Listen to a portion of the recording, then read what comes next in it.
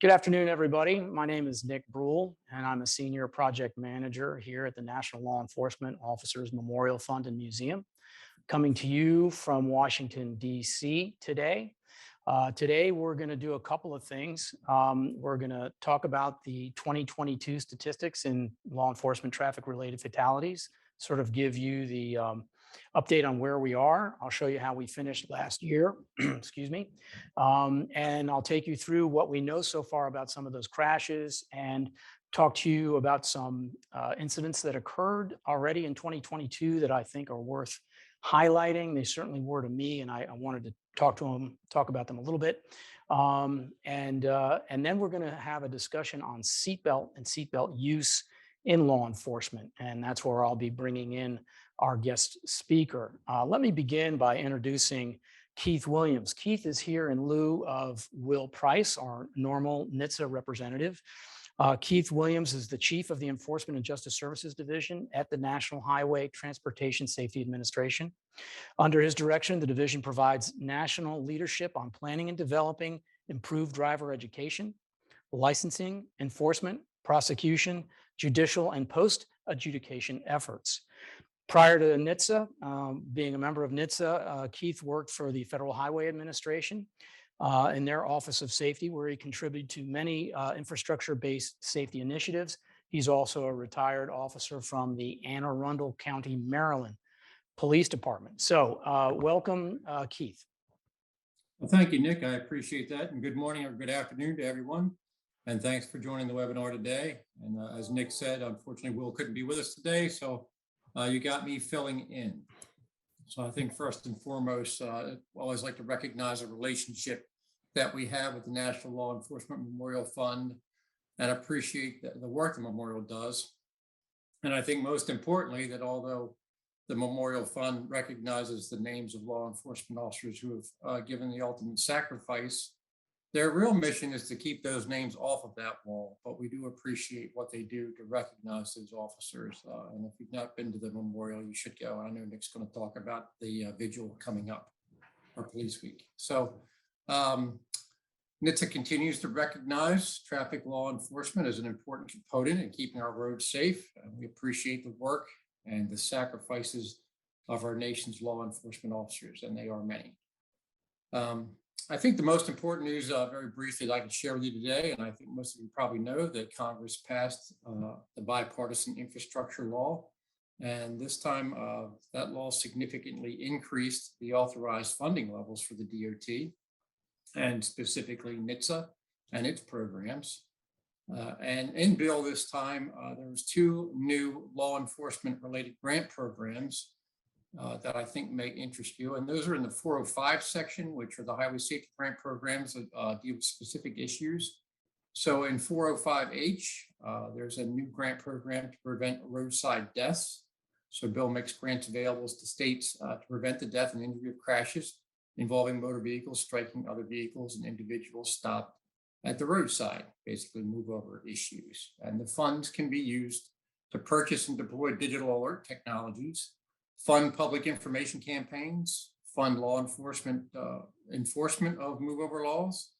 It can fund projects to improve data collection on these types of crashes, and allows funding to pilot and incentivize measures to increase the visibility of stopped and disabled vehicles. So visibility measures might include lighting, arrow sticks, and those kind of things, but they look for pilots. There may be some new technologies out there that could fill that bill. And there's another grant program called Driver and Officer Safety Education. And these grants are first and foremost for driver education and driver safety courses. So a state can either enact a law or a project or program that will include the role of law enforcement and the duties and responsibilities of both law enforcement officers and those of the people being stopped for traffic violations. So sort of understanding what to do when you're stopped by law enforcement. And also officers' law enforcement training programs. I'm going to assume these will be de-escalation type things with respect to interactions with civilians during traffic stops. So I think both of these are positive ways to help law enforcement do their job, specifically in the traffic law enforcement arena, which is important to NHTSA.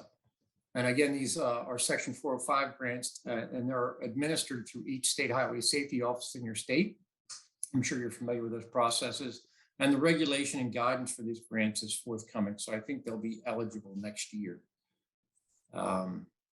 And lastly, I just wanted to recognize and appreciate today's session and the focus on wearing seatbelts, which are the most effective piece of safety equipment in a motor vehicle today. And I know Nick told us he'll give us the numbers. And my colleague and friend, Chief Tom Didone, retired, will provide some information on why it's so important, specifically for law enforcement officers, to wear their belt. And it's an important issue. And I do hope that as you carry out your duties and talk to your law enforcement partners, that you'll encourage the wearing of seatbelts. So thanks for the time today, Nick, and I'll turn it back to you.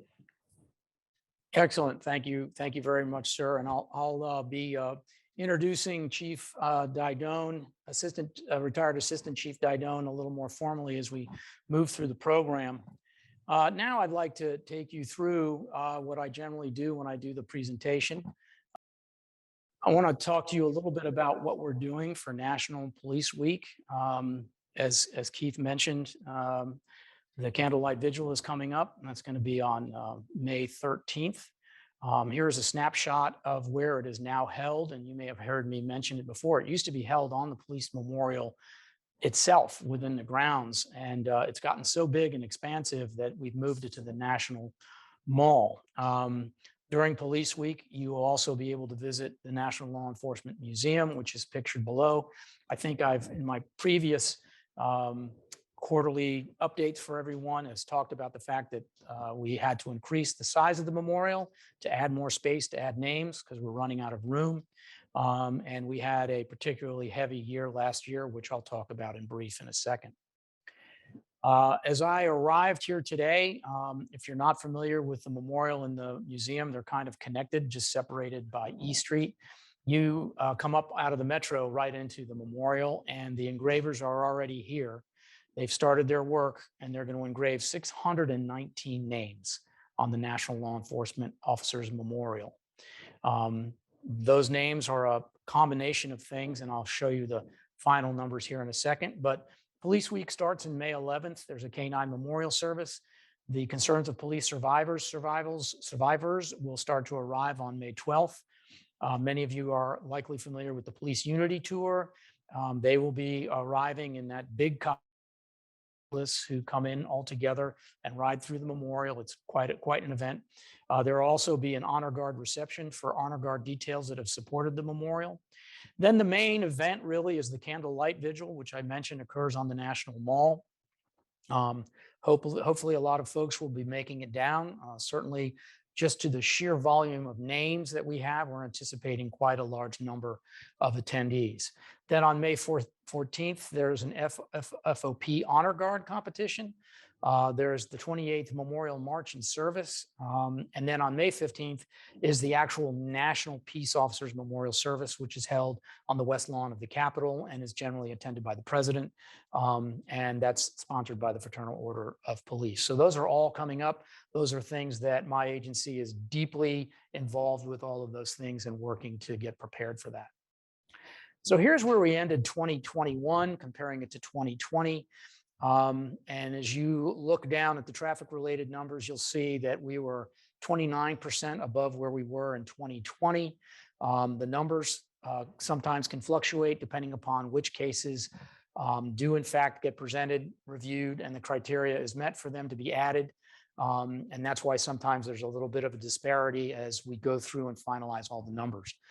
We were up in every category. And of course, COVID, a huge contributor to those 359 other cases that were responsible for law enforcement line of duty deaths in 2021, as well as 2020.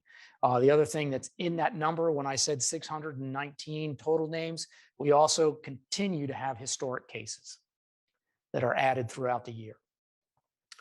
So here's where we are today. Total numbers are down right now compared to 2021. Firearms related, as you see, are just up by 13%. And we are just down by 5%, but by one crash compared to where we were in 2021 at this time. So we're still kind of on par to have a heavy year. And as we should all know, struck by crashes were very high last year and are a continuing concern. I'm going to talk about those in a minute. And then the other cases, you can see where there are a lot of COVID cases contributing to that 88 in 2021 compared to where we are in 2022. Hopefully, those COVID cases are going to go down. So let's look at the circumstances of the 2022 vehicle crashes. 11 of these crashes were auto collisions, meaning two cars collided. In those circumstances, so far, I've been able to tell that 4 were involved in crashes while responding priority to a call for backup or to a call for service. 3 of them were on patrol or just handling an admin assignment. 2 were involved or were joining pursuits when they crashed. 1 was trying to merge to assist a disabled motorist. And we have one of the crashes that the circumstances we haven't gotten any of the details about that. And I'll mention that again in a minute. Out of auto collisions, we'd always pull out the single vehicle crashes, and single vehicle crashes were something we also focus on because they are preventable largely. And it's one of those sort of low hanging fruit things we want people to concentrate on. We like to see agencies working with below 100 and doing a lot of those things that keep people's focus on the roadway and driving safely. 2, unfortunately, were killed in the same crash when they were trying to join a pursuit. They were in a deputy's cruiser when it crashed. And then 1 ran off of the roadway. She was trying to rescue an elderly person who was trapped in a wildfire. And the car, I think, lost its way in the smoke and ended up going off the road. As we look at our struck by crashes, there have been 7 so far in 2022. 2 of those officers were struck as they were directing traffic. 1 was struck by his responding backup. You'll hear me talk about that in a minute. 1 was struck removing a ladder from the roadway. And then 2 were struck, and I'll talk about this again, were struck while trying to assist a pedestrian. And then 1 was struck while deploying a tire deflation device. And the stop sticks, the tire deflation devices are coming up more and more as we see agencies reviewing their training policy. And I'm even aware of one agency that has simply stopped using them as a manner of ending pursuits. They just thought it was too dangerous for their officers. So as we look at the data elements, meaning all of the sort of nitty gritty that are in these cases that we want to pull details out of, we've already confirmed that 6 of the drivers involved in collisions or who struck officers were impaired. And then we've already confirmed that 1 was distracted. We have already confirmed 1 officer was not wearing their seatbelt when they were in a crash. And inclement weather was cited in 2 of the crashes. In fact, in that data point, the smoke was actually something that was contributing to the crash. And I put that under inclement weather, but it really obviously is not a weather effect. But it affected visibility for sure. And then we also track, and NHTSA is very interested, and you heard Keith just mention slow down and move over laws. So we look at that, look at the roadway, look at the laws in the scenario, and make a determination as to whether or not that is in fact a violation of the slow down and move over law. By the way, as we're going through all this, don't forget you can ask questions. This group has always been excellent at asking questions and sending them in, and we do our best to answer them during the webinar. If not, you'll see my email at the end of the webinar and my phone number. You can call me and I'll provide any clarity or get whatever research I can if you need assistance with something. So I wanted to talk about, and it wasn't specifically just state police deaths that I wanted to talk about, but in this case, all 5 of these are state police deaths that have occurred in 2022, and they're all tragedies. And that's not to say that all deaths aren't tragedies, but some of these involve some just extraordinary circumstances. Trooper Bucci, I believe that's how you pronounce her last name, Bucci, from the Massachusetts State Police, was killed when she merged over to try and assist a motorist and was struck by a semi. Agent Salas with the Texas DPS, that's the case that we know was a vehicle crash. It was while he was working in a task force, but the details of the crash in which he was killed, we don't have many details on what happened there. The gentleman in the middle is Trooper Horton with the North Carolina State Police. And when I say tragedies, this is truly a tragic case. He had made a vehicle stop, called for backup, and had a man detained outside of his cruiser. And his backup, and many of you have probably heard this story, but his backup arrived, and when he arrived, he crashed into the trooper and the detainee, killing them both. And if that's not sad enough, the trooper that was arriving as backup was in fact Trooper Horton's brother. So, I mean, you just can't imagine those circumstances. I mean, it's horrible for everyone, and certainly our hearts go out in that terrible circumstance. And then the last one are both these two troopers from Pennsylvania, Trooper Siska and Trooper Mack. They're our most recent pair of line of duty deaths. They were on I-95, on an elevated portion of I-95 in Philadelphia, when they stopped to get a pedestrian who was walking on the interstate.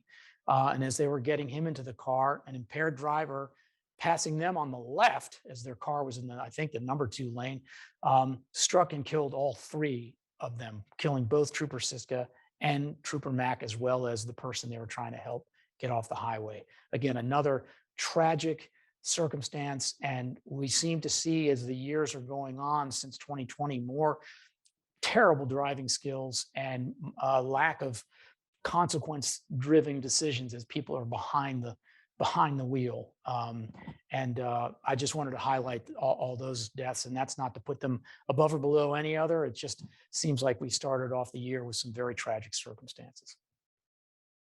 So for NHTSA, one of the things I do report on, and for many of you is a point of interest with regard to the NHTSA regions, we track where the predominant number of cases are occurring, in this case, Region 6, which unfortunately has led the way over the years that I've been doing this, and I've been doing this for over 8 years now. Normally, Region 6 has the highest number of crashes, but last year was an outlier. If you remember our previous demonstrations or previous iterances of our quarterly reports, Region 9 and Region 4 led the way last year, both with an equal number of crashes and eclipsing Region 6. But that's where we are right now. One thing I do want to mention, and if you've been on these webinars before, you've heard from the Responder Safety Group, Jack Sullivan and Steve Austin. And up and working and running now is a national struck by reporting system. And they're asking for anyone who is seen or on the scene of a struck by crash involving police, fire, EMS, tow crane industry, any one of these roadside crashes, even if it's a near miss or just property damage or an injury. Obviously, we're going to grab the fatality details. This is a screenshot of what it looks like. If you were to go to respondersafety.com, and then if you can see my mouse, you click on this top bar here, struck by and near miss, and it'll open up this reporting system. This is the first page of what I think is a 10-page quick report system to get the details. And this is so that we can all get the correct data to make it actionable and have a data-driven approach to how we're going to continue to reduce these struck by crashes. So that's something I wanted everyone to be aware of, how to find it.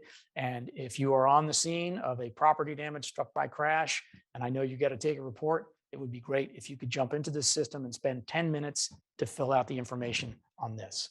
And if I said something wrong about that, hopefully somebody will chime in.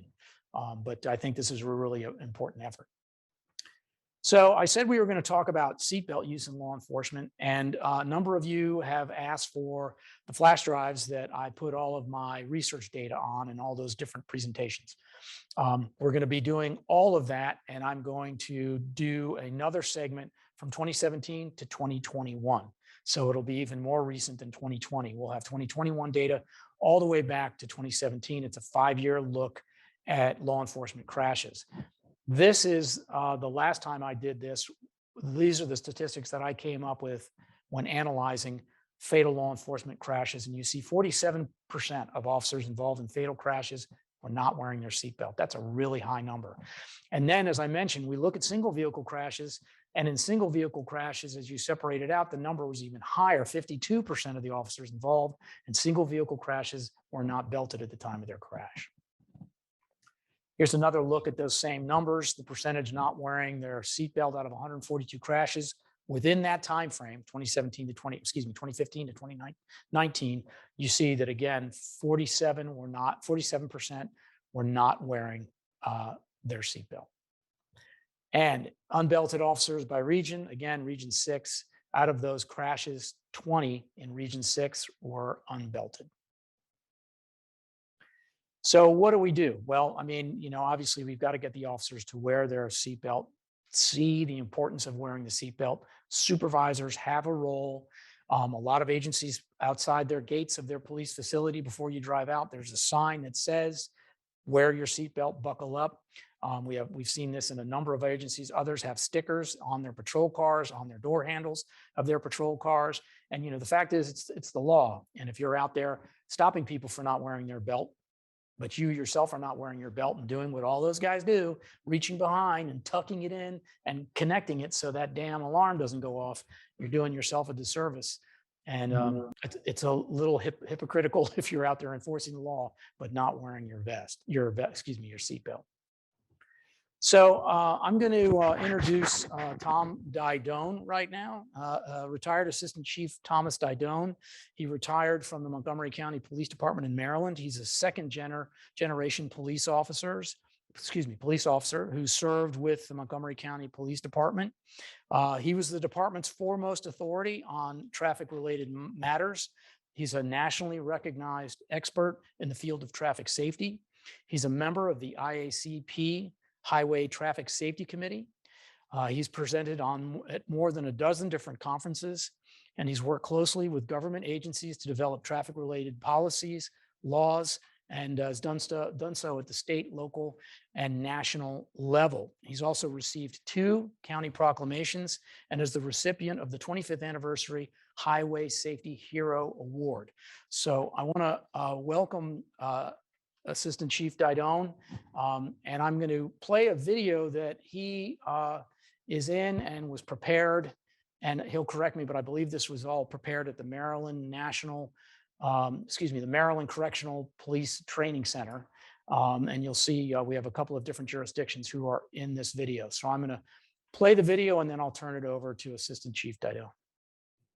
Frequently, officers tell us that they can't wear their seatbelt because it slows them down when they're trying to bail out and pursue a violator, or if they got caught in an ambush situation, they would be trapped inside their car. In the first myth, officers tell us that if they're wearing their seatbelt, they can't jump out of the car fast enough to catch the violator.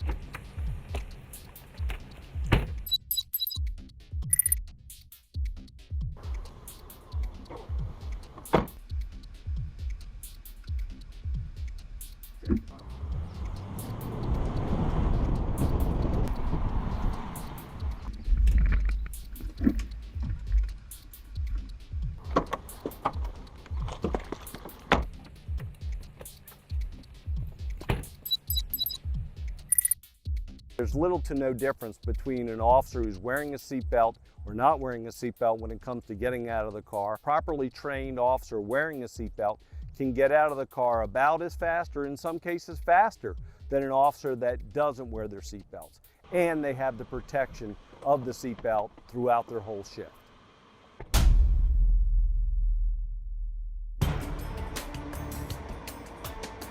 The second scenario, we're going to show an ambush situation.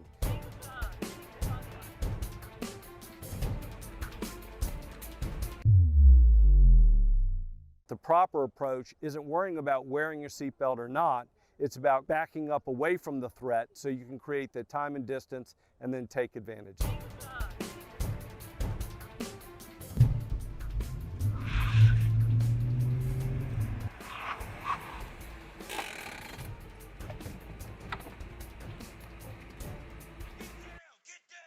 Bottom line is you're at a disadvantage unless you create time and distance. If you're not wearing your seatbelt and you're violently moving the car, you're not going to be in control of the car and you're going to put yourself at a disadvantage.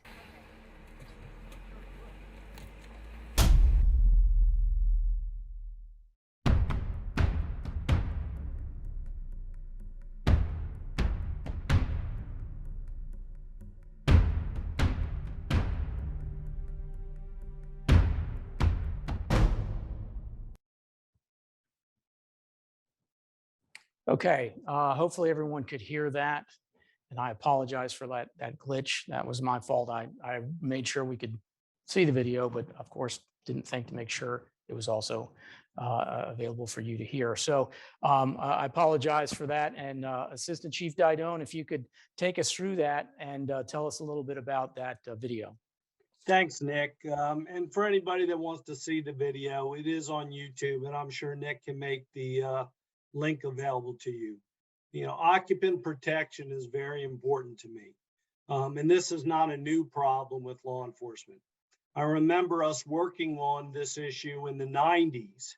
That's back before many agencies had a policy that was written to ensure that seatbelt use was mandatory.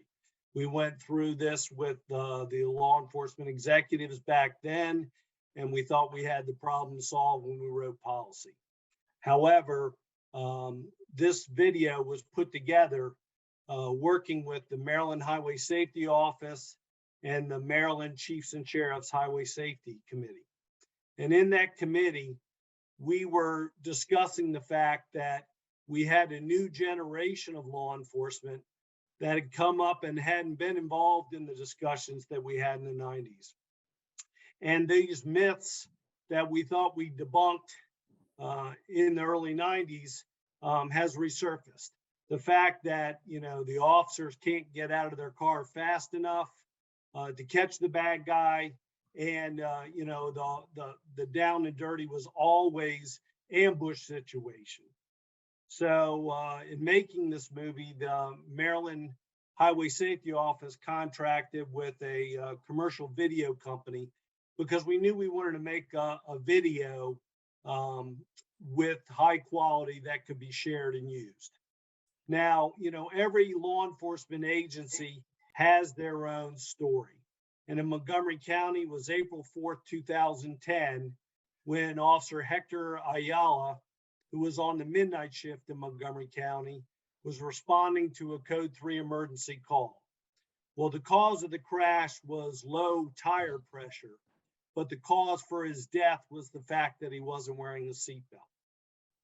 And during the investigation, we identified the fact that the entire midnight shift was of this belief that they couldn't wear their seatbelts if they wanted to do their job. And, you know, that was an eye-opening experience for us. And, you know, through the committee discussions with other law enforcement agencies throughout the state and the Highway Safety Committee, we found out that this was, in fact, something we had to address. And that's why we thought the educational program was so important to do. Now, I'd like to sit here and tell you that this was an in-depth research project where we had countless reams of data and a lot of analysis to work through. But the reality of the situation, this is a committee of cops that just wanted to make a point that we knew was factual. So in making this video and working with the company, what we had was, in the first scenario, we had the officer for the Maryland Transportation Authority conduct 4 of these traffic stops when he was unbelted, and we were able to time every one of these events and track how long it took him to get out of the vehicle. We then, of course, gave him breaks in between, obviously, to let him rest up. And then we redid this again with 4 times when he was belted. And you saw that the statistics showed that it was 2.79 seconds and 2.83 seconds. And in fact, one of those traffic stops where he was belted, he got out of the vehicle in 2.75 seconds, which was faster than being unbelted, which proved to us that the more you practice this, the better you got. So we felt very comfortable that this myth was debunked. So then the second case scenario, when we were discussing about setting this up, we realized that any time from a tactical situation that you are approaching an ambush situation, 2.79 seconds or that anything close to that was too long for you to survive this event. The person is waiting with you for a gun. It takes them less than a second or no more than 2 to shoot the officer. So what we wanted to teach in this environment is if you get in the ambush situation, you need to either rapidly accelerate through the situation or back up away from the situation. And in both of those situations, a seatbelt is absolutely critical for you to stay in control of this vehicle.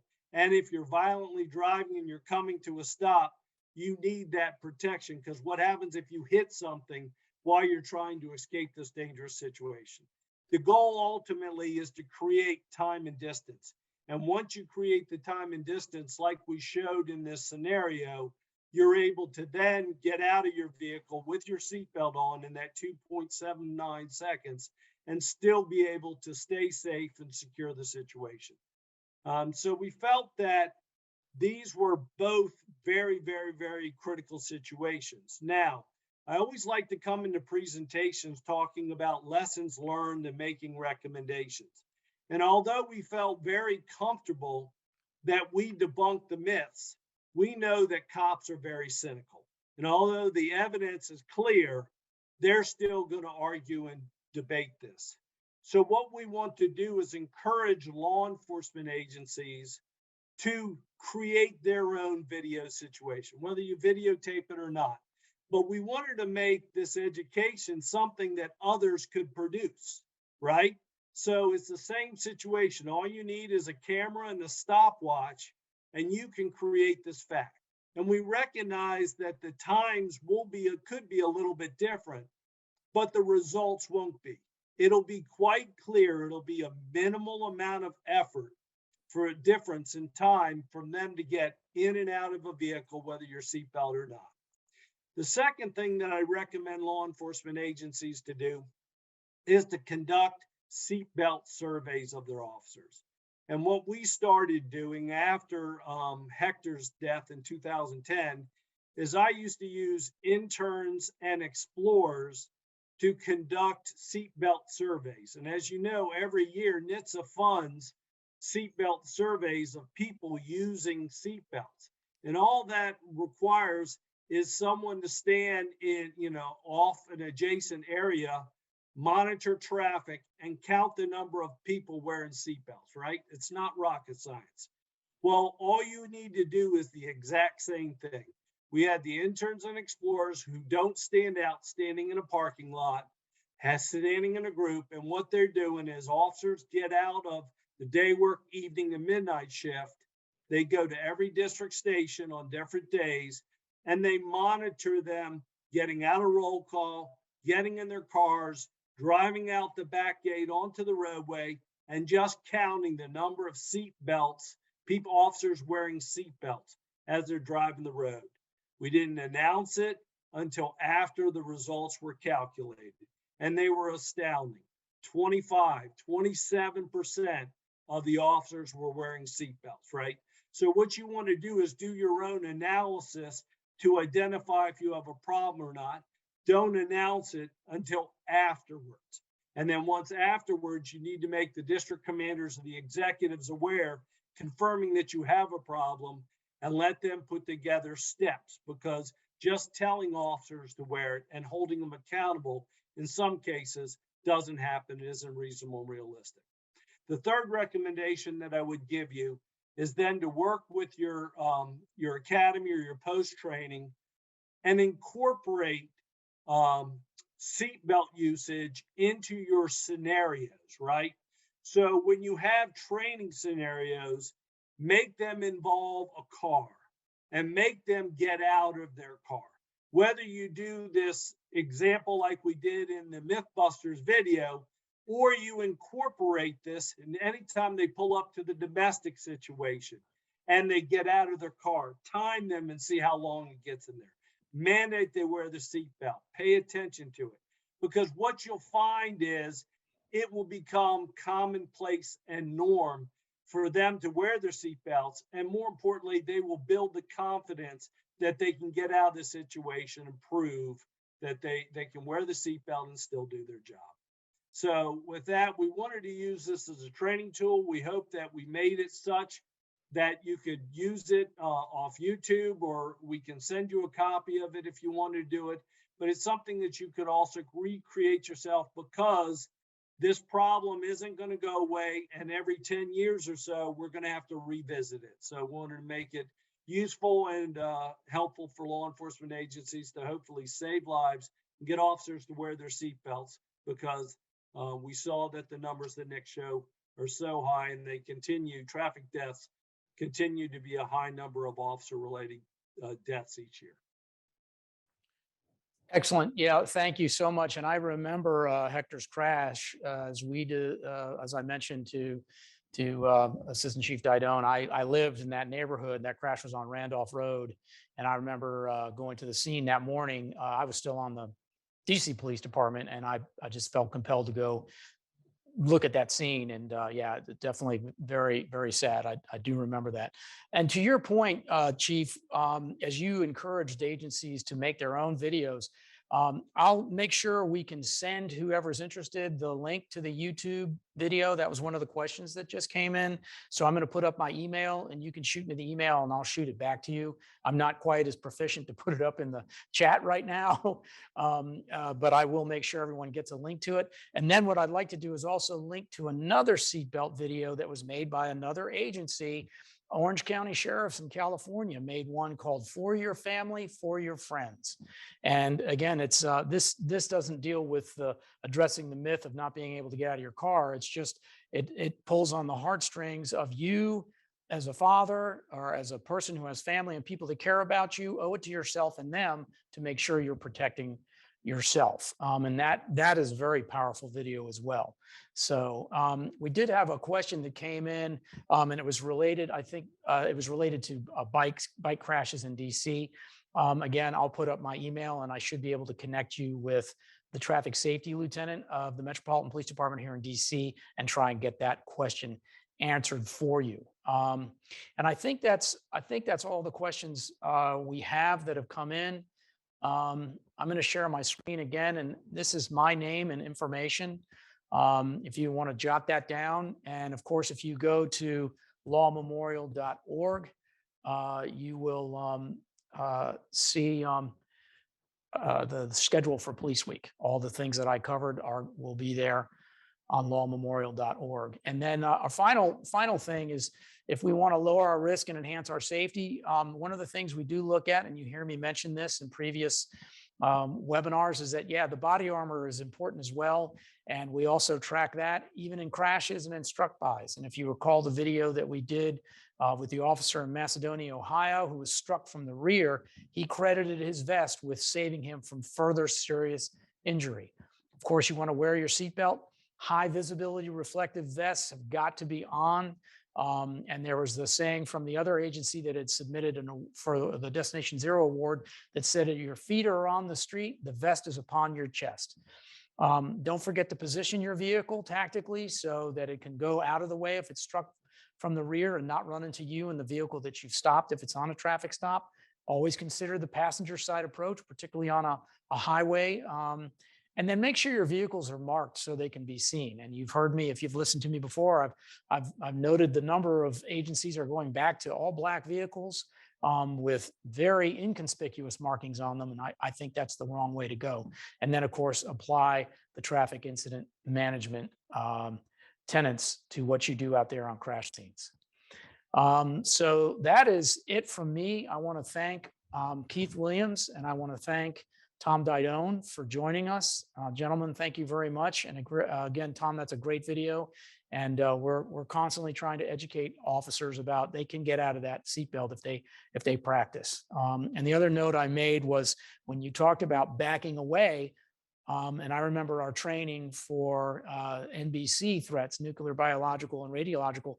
I think the same thing applies here. If you're faced with that threat in the car, backing up, time, distance, and shielding, right? It's going to help you there as well. So that's a good thought to think about disengaging rather than feeling you got to duke it out or shoot it out with somebody as you're getting out of the car. So thank you guys very much. I want to apologize again for that technical glitch, but we got it worked out and we were able to see that film. So we'll have another one of these probably in June as we close out the second quarter. Hopefully we'll have more in-depth data and hopefully we'll have some better data in terms of the numbers to talk about. Thanks, everybody.